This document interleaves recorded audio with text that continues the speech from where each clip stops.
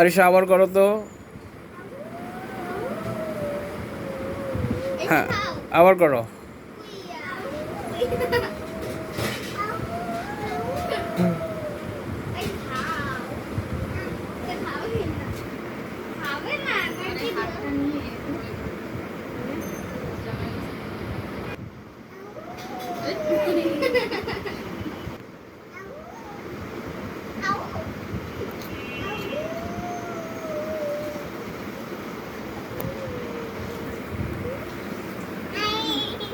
তো